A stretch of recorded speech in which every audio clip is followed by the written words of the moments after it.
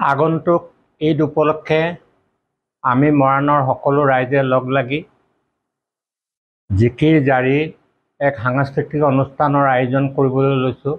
অহা 19 তাৰিখ সন্ধিয়া 6 বজাত আমাৰ জিয়াউৰ ৰহমান ছাৰৰ কমপ্লেক্সৰ সন্মুখত ইতিমধ্যে আমি এখন কমিটি গঠন কৰিছোঁ আৰু বিভিন্ন ব্যক্তিক এই সম্পৰ্কত দায়িত্ব দিয়া আছে আৰু এই সমিতিখনত আছে সভাপতি শ্ৰীযুত খগেন ভৰালী, কাৰ্যকৰী সভাপতি আছে পবিত্ৰ কুমাৰ চুতীয়া, উপসভাপতি আছে ফাৰুক হুছেইন বৰা, ইমদাদুল্লাহ আলী, সঞ্জীৱ কছাৰী, যুটীয়া সম্পাদক মিলু খান, কাজল কুমাৰ দাস, কোষাধ্যক্ষ আব্দুৰ ৰহমান আৰু অন্যান্য আমাৰ উপদেষ্টা, মুখ্য উপদেষ্টা এনেকুৱা ধৰণৰ আছে।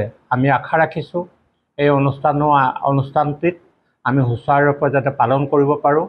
ইয়াৰ লগতে আমাৰ সদৌ অসম কবি সন্মিলনৰ সভাপতি জুলিয়ানা বেগম বাইদেউক বক্তৃতা অনুষ্ঠান এটা তেওঁ দিব আৰু ইয়াৰ পদ্মশ্ৰী হেমপ্ৰভা চুতীয়া, মৰাণ কলেজৰ অৱসৰপ্ৰাপ্ত শিক্ষক হাদি মুস্তাক হুছেইন ছাৰ আৰু চিত্ৰশিল্পী অনুজ দুৱৰাদেৱক আমি সম্বৰ্ধনা জনোৱাৰ কথা চিন্তা চৰ্চা কৰিছোঁ। আমি আশা ৰাখিছোঁ এই অনুষ্ঠানটি সুকলমে পালন কৰাৰ লগতে মৰাণৰ সকলো ৰাইজৰ সহায় সহযোগিতা আমি কামনা কৰিছোঁ। আগন্তুক ঈদ উপলক্ষে আমি মৰাণৰ সকলো ৰাইজে লগ লাগি জিকিৰ জাৰি এক সাংস্কৃতিক অনুষ্ঠানৰ আয়োজন কৰিবলৈ লৈছোঁ।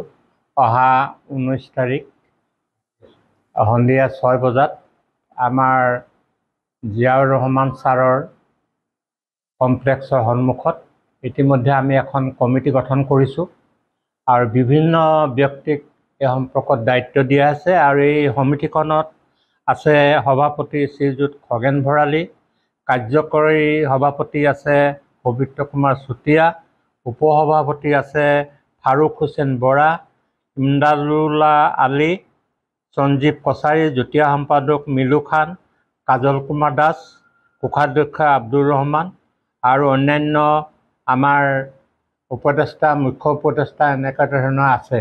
আমি আশা ৰাখিছোঁ এই অনুষ্ঠানটিত আমি সুচাৰুৰূপে যাতে পালন কৰিব পাৰোঁ। ইয়াৰ লগতে আমাৰ সদৌ অসম কবি সন্মিলনৰ সভাপতি জুলিয়ানা বেগম বাইদেউক বক্তৃতা অনুষ্ঠান এটা তেওঁ দিব আৰু ইয়াৰ পদ্মশ্ৰী হেমপ্ৰভা চুতীয়া, মৰাণ কলেজৰ অৱসৰপ্ৰাপ্ত শিক্ষক হাদি মুস্তাক হুছেইন ছাৰ আৰু চিত্ৰশিল্পী অনুজ দুৱৰাদেৱক আমি সম্বৰ্ধনা জনোৱাৰ কথা চিন্তা চৰ্চা কৰিছোঁ। আমি আশা ৰাখিছোঁ এই অনুষ্ঠানটি সুকলমে পালন কৰাৰ লগতে মৰাণৰ সকলো ৰাইজৰ সহায় সহযোগিতা আমি কামনা কৰিছোঁ।